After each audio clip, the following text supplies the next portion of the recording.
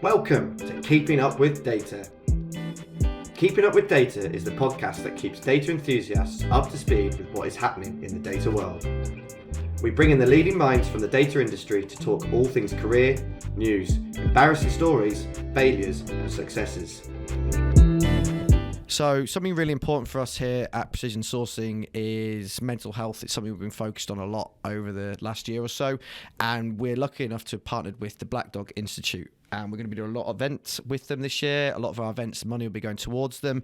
And they're out there aiming to create a mentally healthier world for everyone. So if you wish to support the cause, please donate via the link in the bio on this podcast, and you'll be seeing a lot more information about Black Dog over the next year. Right, well, welcome once again to Keeping Up with Data with myself, Joel Robinstein, my colleague. Me, Emily Noda. And today we are joined by Ben Yee. And as always, Ben, we're going to get you to introduce yourself to everyone rather than me telling you who you are. So please, in your own words, who are you? Hello, everyone. I'm Ben. I'm the head of data science at Upflowy. That is what I do currently. Fantastic. And how would your mum introduce you? Single, available. On the market. On the market, yes. Nice. All right, good. Well, look, thanks for coming on, Ben. We're really excited to have you on. I think of all the people that we've had on the show, you've had the most diverse career history. So I'm very excited to dig into that. As always, we'll do our best data joke. Emily, you've said yours is the worst you've ever got. Yeah, I'm clutching at the straws here. Okay, good. We'll do Emily on the streets, and we'll just get into all the usual stuff as well as we go. So let's start with you then, Ben. So as I said, you've a really diverse background. You've done everything from being a GM of pricing analytics to being a lead data scientist to being a strategy consultant back at IBM right at the beginning. So tell us about the start. Why data? Where did it all come from? How did it all start? Why data? So I did spend quite a few years as a management consultant, 3 years as the Boston Consulting Group. And at some point, I realized I actually can't move away from data, because every time that happened, whether I move into a corporate role at Telstra or whether I move into more operational role at Brighte, I'm just missing that component. It's like, get me some numbers to crunch. I really want to do it. And when I left Brighte and had a little bit of soul searching, because I was mentoring a lot of early stage startups at the time and looking at how quickly they change things and products develop, and I go, really, I want to be in. That was the beginning of this data science wave. Machine learning as a term was starting to be really cool and really hip. I don't think deep learning was quite there yet. It was sort of slowly on the rise. And I thought, it's now or never. So I got back into the data game, did a lot of online courses, and that was really the beginning of my formal data journey. But even before that, I've been working in data analytics, pricing analytics for a long time. It's just always loved working with numbers and data. Brilliant. So what year was that switch that you kind of went, right, I'm going to go really far into data science? That would have been 2017, I think. 2017. Okay, cool. Yeah, just when data science was becoming the big thing, right? Okay, that makes sense. So you mentioned there online courses. That's how you started kind of getting yourself more into that world. We always have this debate on the podcast around on-the-job training, on-the-job experience versus courses and all the rest of it. What were your best ways of learning? What helped you the most? Absolutely a combination of those things. The courses give you the foundational skills, but there's nothing like the real world to really hone it in. You can, one of the things I really enjoy doing is working with young analysts, young data scientists, and mentor them, including interns that we have at Upflowy. I quite often see really good, really clean code, but they don't always make sense in the real world. And you can only get that from working in a data, struggling at 2 a.m. in the morning, going like, my numbers don't add up and I really don't know why. You gotta go through that before you really get the skills. You go, there's duplicate records somewhere I gotta get rid of, and there's missing columns there that I gotta do something about. And then, after you've done it 3 times, you go how to handle any of those things. So what I've garnered from that is you need a passion for it too, because I'm sitting there thinking, wow, 2 a.m. and you think about your data problems that, or a deadline. Or a deadline, of course. Yeah. One of those two things. So would you say that it was all of this was driven by passion as the key thing below it all. Absolutely. I really loved it. I love that aha moment. We just go, yes, I found it. I found the truth in this data. Data analysis to me is about finding the truth, finding patterns that other people might not be able to see. And then you can do something with that truth. Yeah, that makes sense. And is that something that you see as well, Emily? Obviously, you, as we know, recruit in the data science space. Often the people that we see progress through their careers are those with that similar passion or no? It's funny you ask. I just had a call from a candidate I placed like a couple of years back, and they've just had a promotion, and she's like, I'm so grateful for you. I've propelled my career just because of you, because of your call. And I was like, no. You're so passionate with what you do. You've literally like worked like a dog. You've got the right people around you, and you obviously had the passion just like you. So yeah, definitely. So it wasn't you? No. Oh, okay, I facilitated. Okay, cool. That makes sense. All right. So you're obviously working in a relatively technical area, data science. How many of your family know what you actually do? None. No. Really? I mean, they get a sense. Dinner party chat is very much like, I just work with data, and that's kind of the end of conversation. It depends on who I talk to. Some people I just say I work with computers. Okay, so you really scaled it back. Yeah, really scaled it back. For the more technical ones, I was, I work in data analysis. I'm like a fortune teller, but instead of crystal ball, I look at numbers and I can sort of see trends. So I can sort of predict what's about to happen. It's a good way to say That's it. a good way of putting it. Yeah, it covers our explain like I'm five question as well. So you've done well there. Let's talk about Upflowy quickly, because obviously it's probably not going to be a name that many people listening will know of, because it's more of a startup environment. So yeah, simple question: what do Upflowy do? What's the role there that you're doing as well?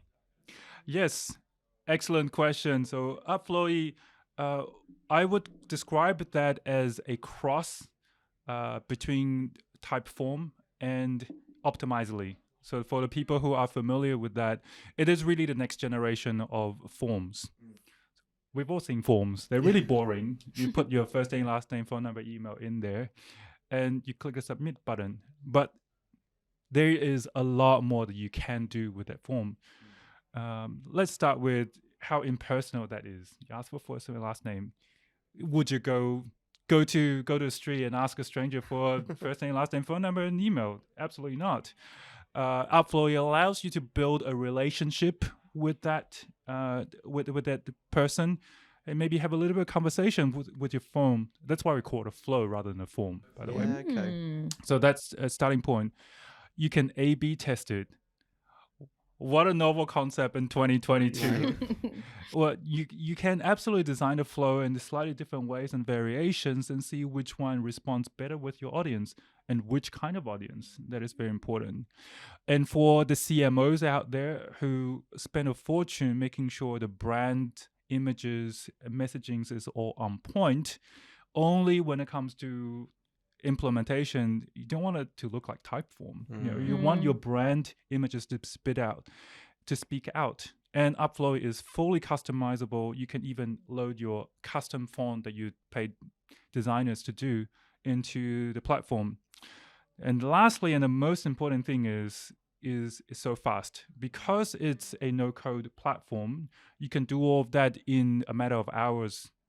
Wow. Instead of having a developer team spending 3 months, 6 months just to get one version of the flow, let alone the A/B testing component. And of course, there's tons of other things, because you can integrate with all the CRMs, all the calendars.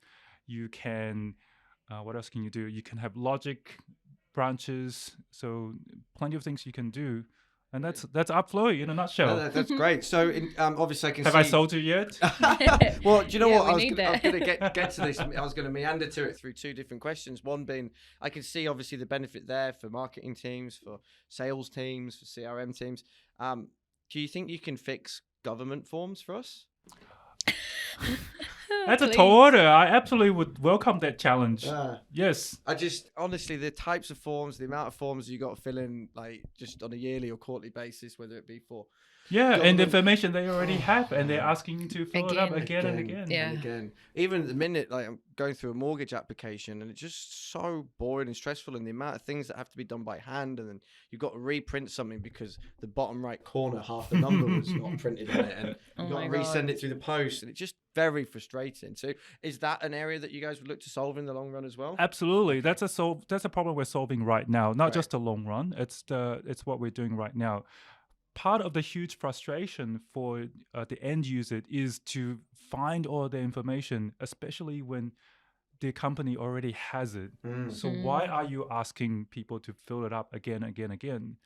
And that mental real estate can be utilized so much better by asking them something far more important or far more interesting to the end user. Exactly. It's like when people are applying for online job portals and you upload your resume, and then the next click through is fill in your first name, and you're like, I've just put my CV in. Yeah, pause my CV. Thank you.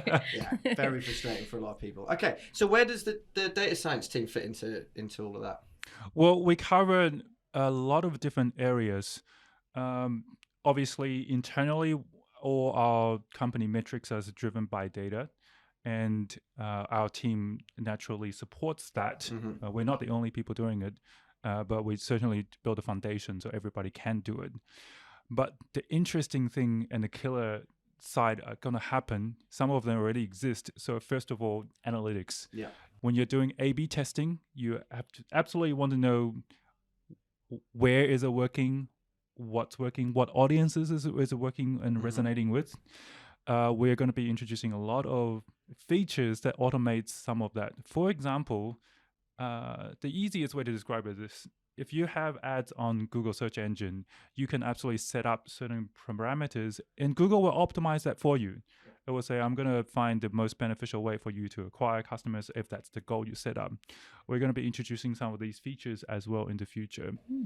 Nice. To say, if the completion is your goal, we're going to help you identify the version, not just A/B testing. We can do A, B, C, D, E, F, G testing in the future. And specifically, if you're male 25 to 30. Sure, why not? Yeah. Let's tell them on that, yeah. And then we'll know that specific version works really well for that target audience.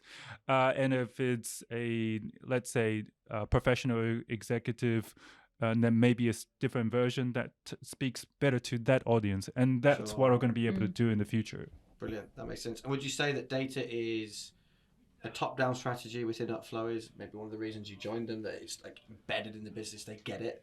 Absolutely embedded in the business. That's the reason I joined this is the team is so polished. I've joined businesses in the past, whether it's large or small. I've had to explain sometimes even the most basic concepts to people, which I also enjoyed. Sure. But this team, the first conversation, I said, let's look at our acquisitions. Immediately the response is, no. Let's break this down by cohort. Let's look at this. It's like, oh, holy shit. I have to bring my not just my A game, it has to be the A+ game to this team. Like, I can't get away with the basic stuff. So they're challenging you, which is great. Absolutely. Okay, and you want a role that does that, to challenge you. Definitely, 100%. So I want to get into a little bit around hiring, because I know that you're doing some hiring, you're building your team there, and get you talking about it, Emily, as well, in the data science world. How have you been finding the current market generally? Very tough. It's a competitive market for top talent. And Australia, especially because we've locked our borders for quite some time, we don't have a good influx of talents coming in. Not just in the data market. I know this is true across all job roles. But in the data market specifically, there was a huge upsurge in demand for the last few years, more so than even other disciplines within the tech world. So finding good talent has been very challenging. So the way that I do this, that I try to supplement different ways. I already mentioned interns being one. So if we can find very good, very eager young talent and foster them, that is one good way to develop that. And interns currently at university, just out of university, or maybe even further in life? Could be any of those. Yeah. We have a few interns who are towards the end of their tertiary education, Sure. and they're doing sort of a 5-6 months stunt with Upflowy, and also early stage, so extension. So maybe graduates is a better way to describe that. First few years in the professional life. With a goal to, if they work out, maybe there's a job for them at the end of it. Or? Yeah, that's one possibility. That's good. Yeah. Have you seen many other people doing it that way? Yeah, yes, but like not successfully. I don't think. I feel like. Oh, sorry, I've kicked you there. You didn't do it well. No, joking. No, I've seen a lot of people attempt at these mass hiring sort of grad programs and stuff, but not necessarily like including interns from all walks of life, which is what you're saying you've included, basically. I wouldn't say I include all walks of life. Interns that are hired that also have to go through a basic technical tests. Oh yeah, sorry. I mean more like backgrounds. Like they might be mature students, but are an intern for data or whatever. Yeah, that kind of thing. Yeah. That is true. So we are open to different backgrounds for sure. That makes sense. I found that that's the greatest success people have quickly. If you're looking to convert someone from being an intern or a grad, it is if you can, I don't know, say it was a project manager or a business analyst who's like, I like the look of data, I've done a course, but I don't know how to get into it, then they can start out. But because they've got the business knowledge, they know how things work already, they pick things up a little bit quicker. Yeah, I love hiring career switchers, especially in the data field. I find, like myself, I'm a career switcher to get into this field. People do that because they really love doing it. They find their way to say, I enjoy working with data analysis so much. Forget about finance or risk or actuary studies and what I've done in the past, or even civil engineering. I just want to work with data. Yeah. And that passion drives them to be successful. Yeah, I had a chat with a cohort of mature students about 6 months ago, and they were all gentlemen in their 50s, just wanted to do something new. They'd gone a long way, and then I had a chat with each of them individually afterwards, and each of them, the advice was the same. There's one gentleman, he's been working in manufacturing or engineering for about 25 years in a very specific area. And he's like, well, where should I start? Where should I go? Well, you know more about that area than most people in the whole world. You've learned some basic data knowledge. Why don't you just start there? Absolutely. And in fact, data analysis should never be done in vacuum. It has to be done in the context of the problem that you're solving. And otherwise, it's so dangerous just to look for the highest R-squared number or whatever it is you're looking for and misinterpret the data. Exactly. That is a very dangerous thing. 100%. Right, let's get into one of my favorite moments always is the best data joke. I feel like we're in a flow now. So you've already said Emily's going first just by pointing at that. You can go first if you want, because we might be all out of laughs by the time we get to you if Emily's is amazing. You know, a second? I know she is amazing. Oh, okay, cool. All right. Okay, well, let's see. There's no doubt about that. Not But my jokes. okay, we'll find out. Okay, let's do this. No, okay, this let's is see how you bad go. news. Sure? But you say that every single time. No. It's really tough. Okay, cool. All right. So, what type of data has a band? I don't know what type of data has a band. A gigabyte. Gigabyte. Terrible way. I told you. That is the worst one we've had. You're right. Okay, moving on. Yeah, swiftly. Okay, now you've got such a low bar. All you got to do is just like step over it. Yeah. Well, you already know that I was a management consultant in my younger days. Yeah. And in those days, management consulting, very glamorous role. Every single night I would go home with a beautiful model.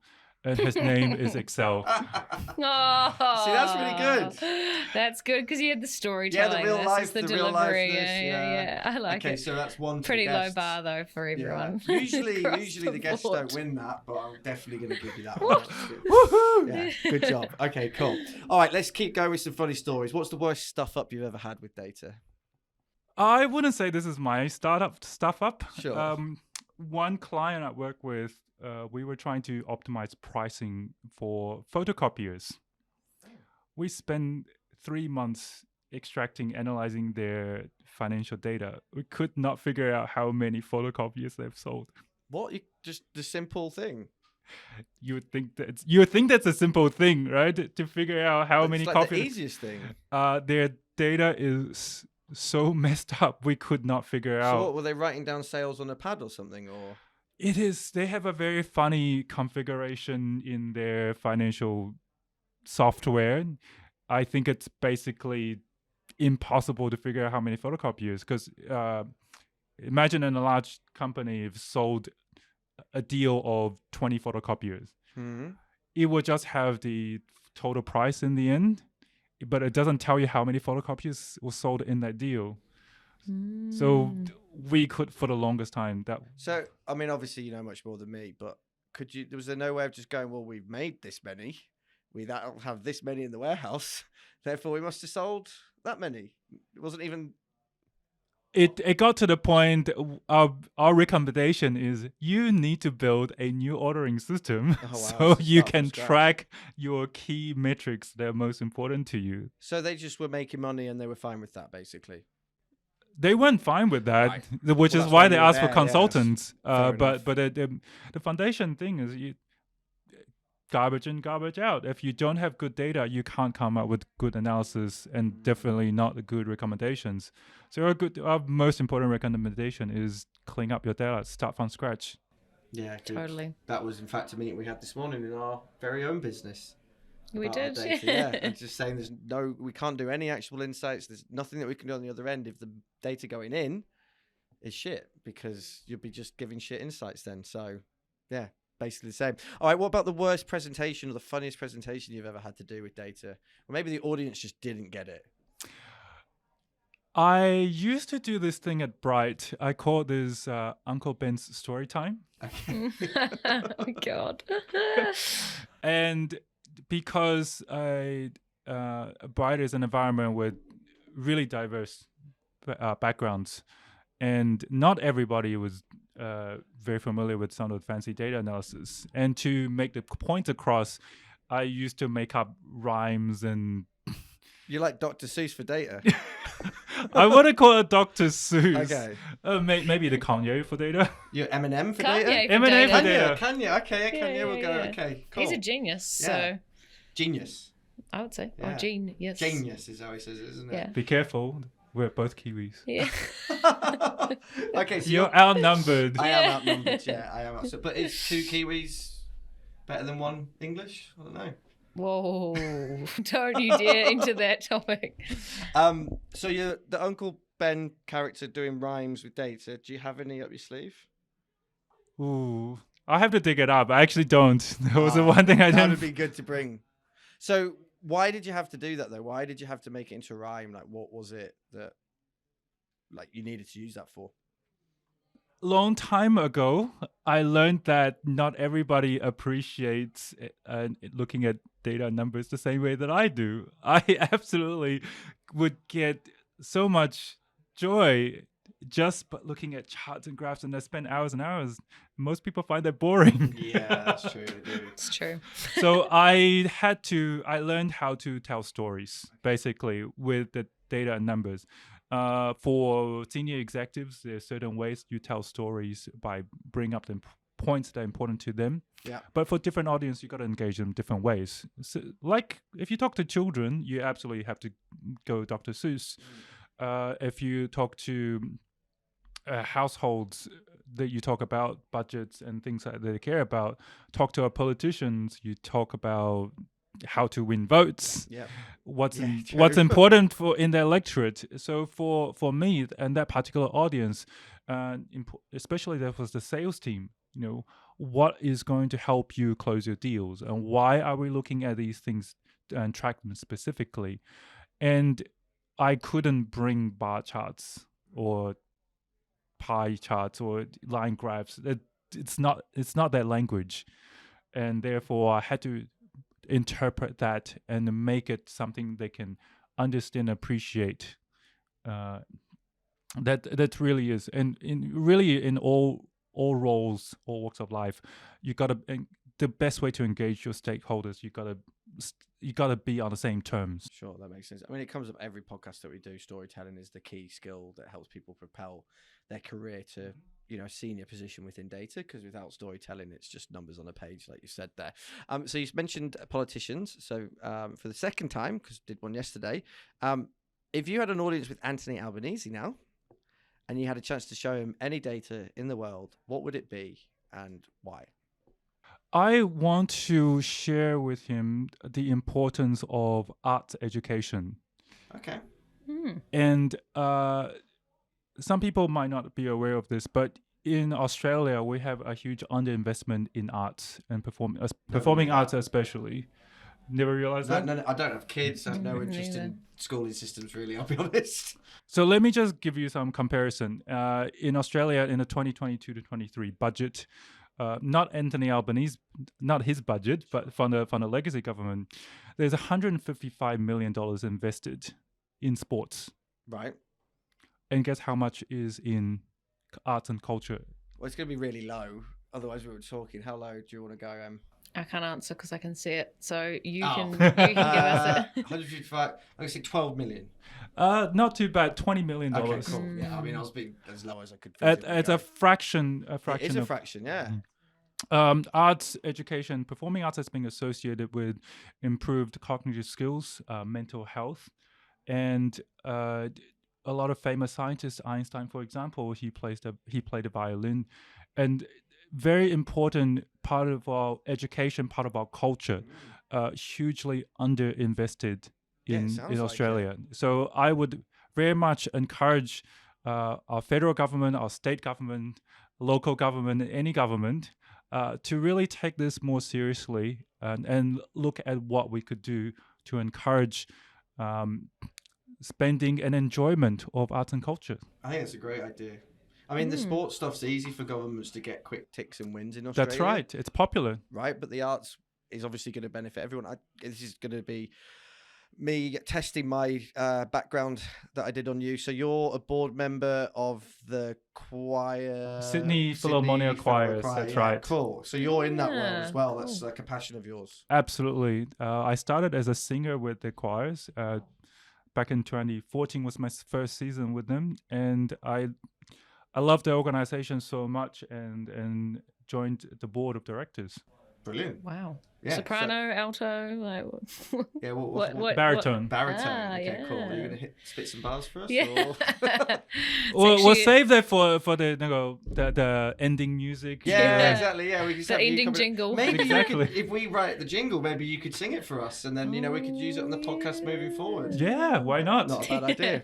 Right, let's go into some more fun stuff. We're at the fun section of the podcast, and we're going to find out what normal people know about data. Okay.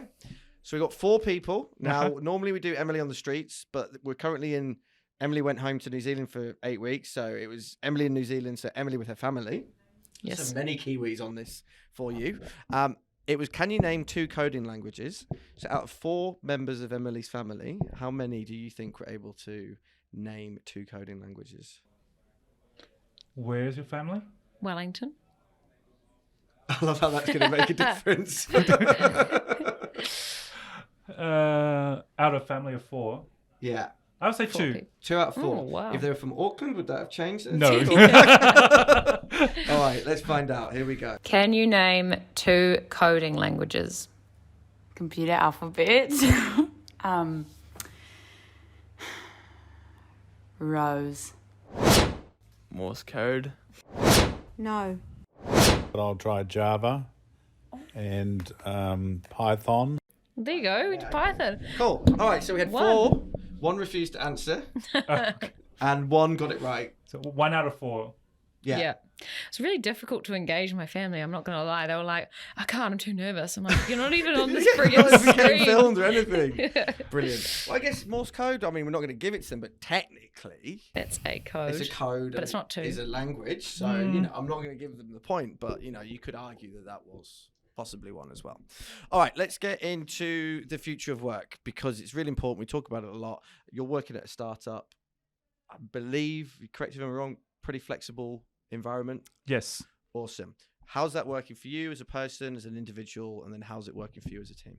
It's really great. At Upflowy, we spend Tuesdays together in the office. Yep. I do a bit of a blend. For me, about 2 days a week in the office, and the other 3 days I work from home. Generally. Perfect. And what is the reason why you've chosen 2 days in the office? How does that work for you? I think I absolutely love to have some interactions with my colleagues, and that's something we sorely missed during the lockdowns. And it's just a good opportunity to be back and interact with people. I'm sure you guys also realize how much you missed that interactions, all that gibberish, water cooler chats is actually important to some extent, to a lot of extent. So I missed that, and communications. So much is communicated through your body language, through your face-to-face interactions, and even just being able to draw on whiteboards together, it makes certain things a lot easier. So that's why we decided Tuesday is going to be our in-office day as much as possible. We come into the office together.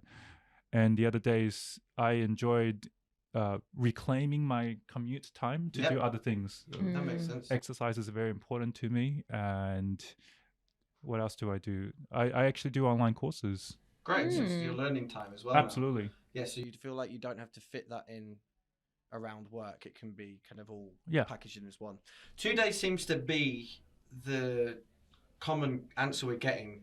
Would you say as well, Em? Like just generally hybrid, more than just fully remote or fully in? Yeah, there's always like we'd love them to be in 2 days, but we're open and flexible. So it's like, I think it's usually the first 3 months, you're more expected to go in, blah, blah, blah. But yeah, it's pretty flexy. Yeah. And I think as long as the people know why they're going in, I think the worst thing is when you've got someone maybe sat in Adelaide being told to go in the office, the whole team's in Sydney, so they're spending the whole time on Zoom anyway. And they're like, well, why am I in this office? But if you're trying to build a team culture and especially for new people, if you hire a lot of interns and junior people, I'm guessing having FaceTime with them is really useful for you. Yes, but funny enough, I found that some of the people that are the hardest to motivate them to come into the office, some of the younger employees who were hired during the lockdown. So they started. They started, and they're very used to the fact they just work from home every single day, and also a lot of them live really far out. Sure, of course, cost reasons as well. Cost reasons, time reasons. Do you think that will stunt them in the long run? I'm not saying necessarily will. I'm just interested to hear your thoughts. I think they will come around to realize the importance of having that human interactions. And eventually, I'm biased because that's what I do and I appreciate. I think at some point, come into the office, see people. Yeah, no, I completely agree. Would you hire someone fully remote? I have hired many people who are fully remote. Yeah, so you're more looking at individuals and what they need rather than a blanket, everyone has to do exactly the same thing. Oh, no, absolutely not. That does not work. No two individuals are the same, not even identical twins, and therefore you can't expect people to work exactly the same way. It's not an optimal solution at all. Yeah, we use the phrase, in order to treat everyone the same, you have to treat them differently, because not everyone has the same needs at the end of the day. Okay, cool. So continued future work, but that's without getting too technical, because I'll get lost, and then Emily will get lost after me because she knows a bit more than me. What's the future of data science from a technical aspect? Because I'll give you, firstly, my perspective, which may be completely off, is that everyone went crazy, data science, we need to do these amazing, really advanced AI, all of this, and then everyone went, oh God, no, that's not what we need to do. We've gone too many steps forward. The word that everyone seems to be using at the minute is automation, which a few years ago wouldn't have excited a lot of people, but it seems to be what everyone's going, that's what we need to be focusing on. Is that what you think as well, or do you have difference of opinion? I think that's definitely one of the many trends in the data world. Automation is always going to be on trend for any discipline, because once you've done the same thing 3 times, you get really bored of it and you want to not work on that anymore.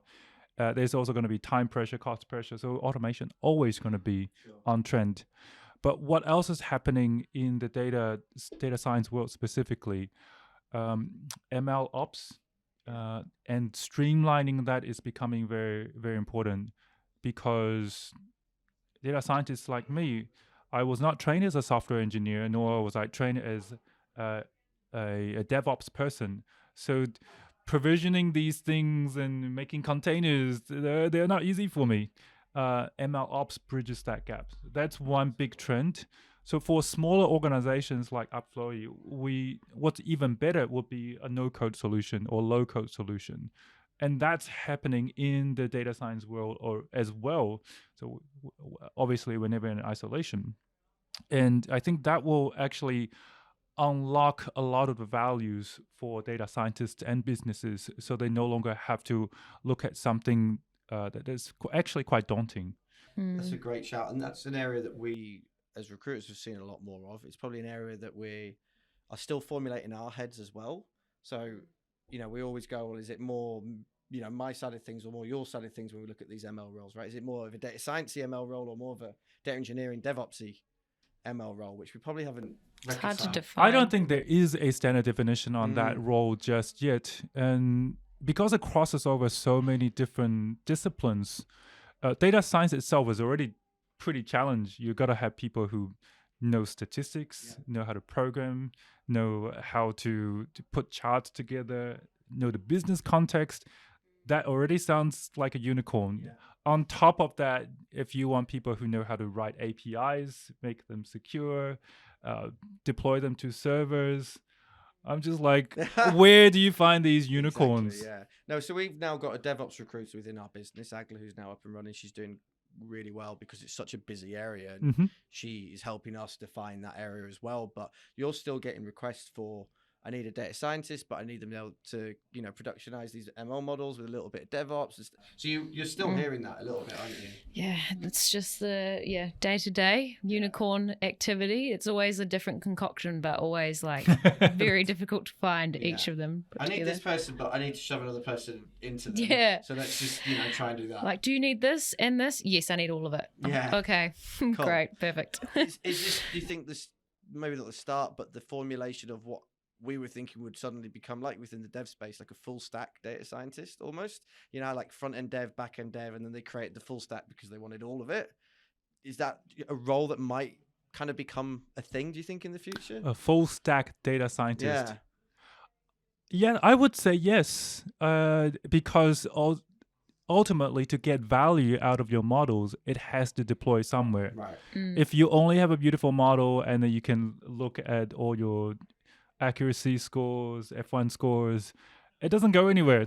Exactly. You are not going to get any benefit from that other than, I created a really nice model and it's not Excel. Yeah, exactly. Yeah. Right?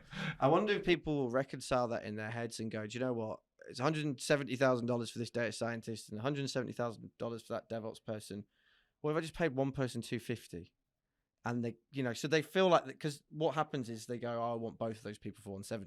That's the problem the market has. But maybe they will be able to reconcile with that, go, well, I'm actually kind of saving money, giving this other person career progression into, that other area, but I need to pay them as such. And the other development is, like I said, the tooling itself. The tools are getting easier and easier and easier. And for smaller organizations, no code really is a very attractive option. Yeah, exactly. No, I've been interested to see where that goes. All right, so we haven't got too long left. I would like to get into some. Okay, so let's do these fun ones towards the end. All right, here we go. Right, would you rather? Oh. Yeah. Would you rather have your Google search history released to the office, or have everyone else's data released, but you're the one who released it and they know that you did it? Can I plead the Fifth No. Amendment? No, you can't plead the fifth in this one. If it Actually, helps, we would release everyone else's because we're a small office. We know everyone. We think it'd be funny. There wouldn't be much kind of repercussions as such. I would just release mine. I don't mind. Yeah, you fall on your sword. Most people say that. Yeah. Yeah. Lately I'm really obsessed with Everything Everywhere All at Once. The movie. No, Have you seen it? No, I haven't seen it. So my search has always, like, for the last month or so, every search is 50% of my search is related to that movie. So check it out. Who's in it? What's the story like? Who's in it? Michelle Yeoh from Crouching Tiger, Hidden Dragon. Oh, okay. Oh, yeah. From And what's it about? It's a multiverse. Oh, cool. Movie. Okay. All right. It's about an Asian elderly woman doing her taxes. She gets audited by the IRS. and the IRS agent is played by Jamie Lee Curtis. Okay, Oh, cool. yeah. Everything, everywhere, all at once. All at once. Okay. In cinemas or out online? In cinemas. Okay, cool. Oh, I want to go to the cinema. I'm going to do that. There's quite a lot out Watch the that. cinema. Apparently Top Gun's really good. Apparently, yeah. Yeah, I haven't seen it. I was like, nah, it's going to be rubbish. But like the Rotten Tomato score is like 98%. What? Which is just insane. Yeah, so apparently it's So really good. Everything Everywhere All at Once has 95% on Rotten Tomatoes. Oh, okay. Oh, So also really oof. good. Very, Back to very good. back. My wife and I have kind of got into the mode of like we only go to the cinema if it's like we really need to see like the big, like Star Wars. We're gonna go to cinema for us. Batman, we go to cinema. For these ones, we just wait now for 3 months. You know, we've got Streaming. well, yeah, but pay for it, like not illegally. We've But got how the big nice is TV it to now, go to so- the movies Yeah, though? but Get the same we do for the popcorn, big support ones, the cinemas. But I don't go and watch like less actiony, Yeah, more okay. story kind of movies at the cinema. I'm more of like I want to see the pew pew really big. So yeah.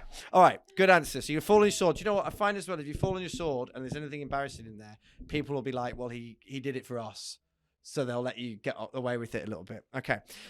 Emily, I'm going to get you to update this answer as well because it has been about 6 months, I reckon, now. Not No, 6 don't months, ask me it's the a lie, 3 months. apocalypse. It's the apocalypse Oh, question, which I don't think I prepared you for, Ben, actually. No, no. I'm going to ask you it. Okay. It's a good question, though, because it says a lot about someone. So, if there was a zombie apocalypse, Uh-oh. your family's safe, Okay. all right? They're in a bunker. You're good. You can have 3 people with you in the zombie apocalypse. Who would you have with you and why? I want to have what's his name? Yeah, he And- sounds good.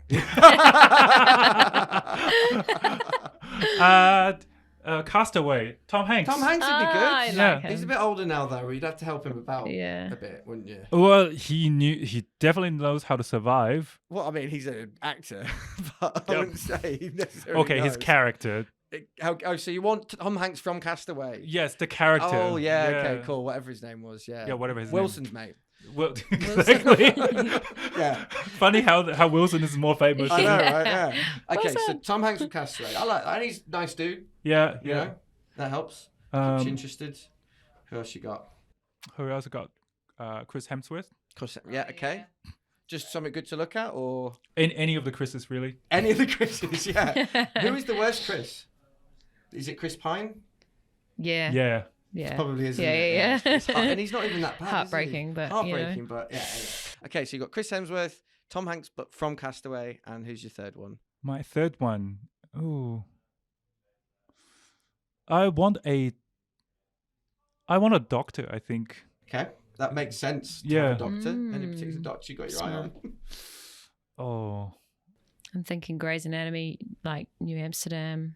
Surely you can pick out. Oh, Dr. House. House, yeah. House, Yeah, my there you go, favourite. yeah, But yeah. actually, House, not again. Not Hugh Laurie, Yeah, no. yeah, yeah. That makes sense. Okay, cool. Good answers. So you got a doctor, just a big dude to look at. Keep you fit. I'm sorry, he's a beautiful man. I'm He happy to is say so that. He is. great. And he seems nice too. And then Tom Hanks from Castaway. But Yeah. from, yeah. So survivor skill, Yeah. healing skills, And and buff skills. yeah. Cool. That makes sense. No, he can be a trainer. You know, he can keep you fit and Yeah, healthy. that's true. He knows what he's doing there. Yeah. Yep. Be interesting to see if he didn't have like, I don't know if he's on steroids, but you think a lot of these actors. when Oh, they're he's pumping got to out, be. you know, The, they've the gotta amount he goes up and down and up Yeah. and down. Anyways, Have you got any updates on yours? I just thought about it now. Okay, this has come from these two people have come from things I've watched. My God, I Okay. can't speak. The guy, I can't remember his actual name, from Outlander. Have you watched Outlander? Oh, yeah, okay, yeah. The Scottish The bloke. Scottish fella. I feel like but he's from the show. Yeah, from the show. Cool. He's Old switched school. on. He picks up stuff real quick, and he's also like Lives he'd off go the into land. battle, lives on. Yeah, Yeah, yeah. exactly. And then just classic the US Office. I love Dwight. Dwight from The Office. don't know Well, why. yeah, but Which I one's don't Dwight? know. The one with the one that Glasses has guy. glasses and he runs around after Michael and he's got the big farm. He's like Jim and then Dwight. They have like little. I'll Google it later. Okay. I haven't followed The Office Oh, okay. religiously. Yeah, more with for the glasses. banter, more for the laughs, because let's be honest, He'd we're not get it going to so last wrong. long, Yeah, he'd get it and so it wrong. would be hilarious. And then, I don't even know my third one. It'd still probably be. Did I say The Rock? No, I didn't. You had Schmitty. Schmitty. From Schmitty Big from Girl. no, he'd be a wimp. I need someone strong. I'll come back to you on the third. Okay, cool. That sounds good. Most people say The Rock, by the way. You have to tell us Yeah, yours. most people have said The Rock.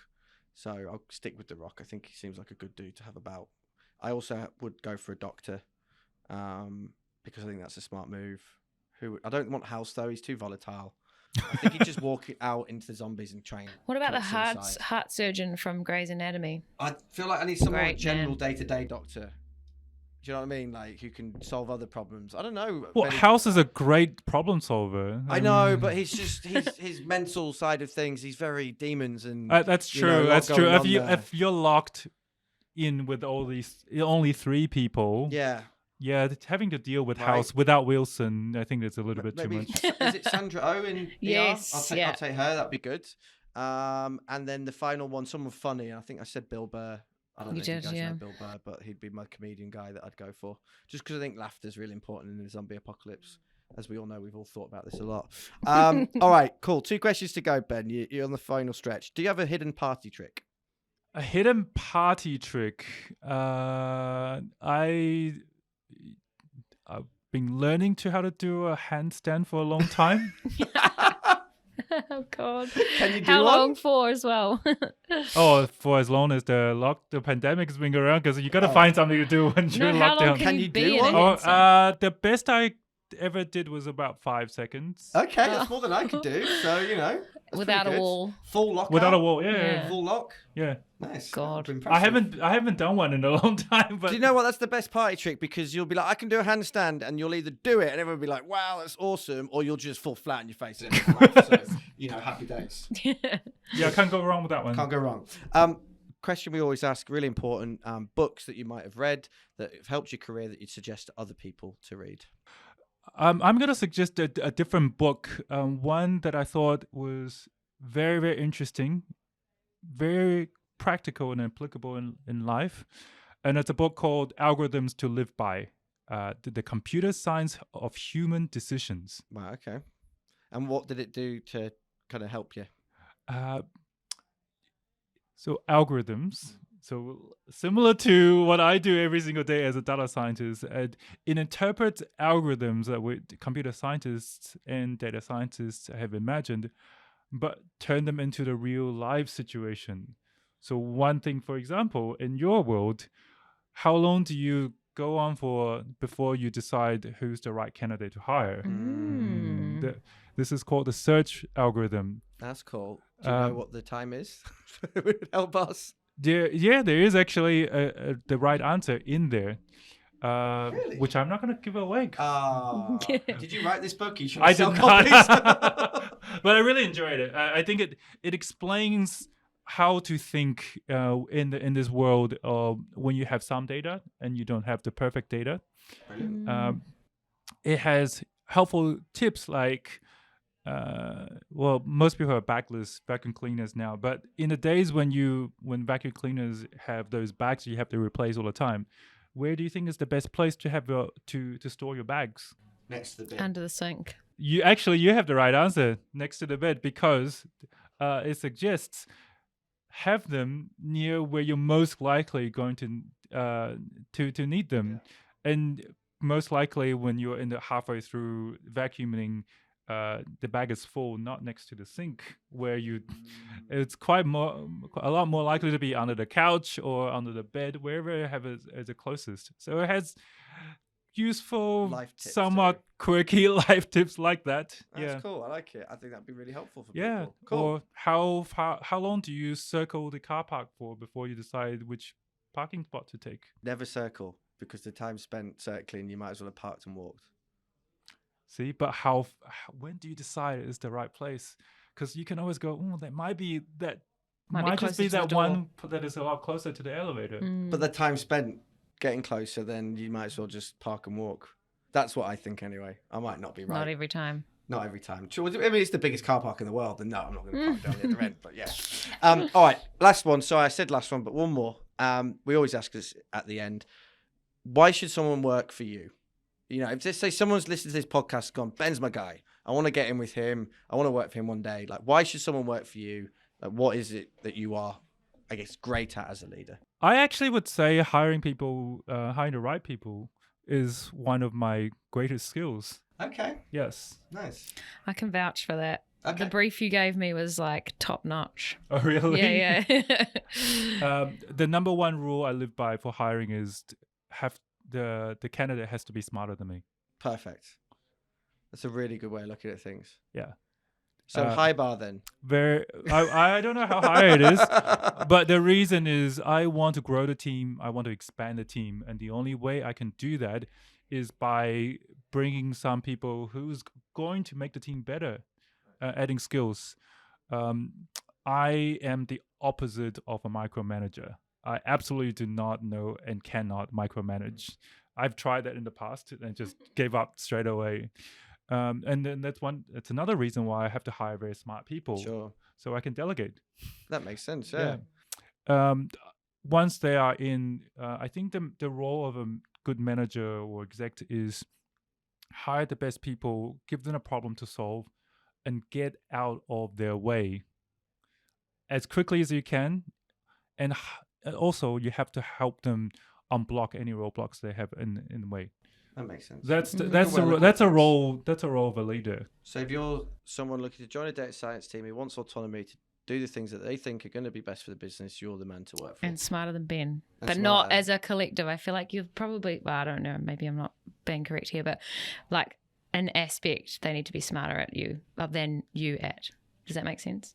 I know what you mean. I think everybody is smart in their own way, and there's no such thing as total score if you add up the dimensions and one is better than the other. No, you can't do it that way. The other thing I do is when I'm a hire team, I look for complementary skills, and unicorns are really, really hard to come by. If I can have a whole team of unicorns, Happy days. I absolutely would. But I can also have a very highly functional team if I have complementary skills. So I might not have everyone who's in full stack data scientists, but if I have a statistician coupled with a DevOps person type and a software engineer, between the three of them, Yeah. Captain Planet. Yeah. When your powers combined, you can Nice. do amazing things. Well, on that bombshell, I think we better get out of here because this room is getting extremely hot. Not just because of me. Oh yeah, no, it's the heat radiating off you. Next week we have got a really good podcast. We've got Marek, who is head of the Smarter Data program at the ATO, coming on, which should be really cool. Ben, you've been amazing. Thank you so please much. challenge him to design better forms using Upflowy? Yeah, maybe that'd be a good starting It's a good point. segue, Yeah. that is. I'll be like the last podcast guest who came on said you need to sort out your forms, and guess what? He's got the solution It's for true, you. that is. But yeah, we can definitely bring that up with him because it's very true. But yeah, Ben, thank you again. Emily, as always, absolutely awesome. And we'll see you guys next time. Woo. Thank you very much.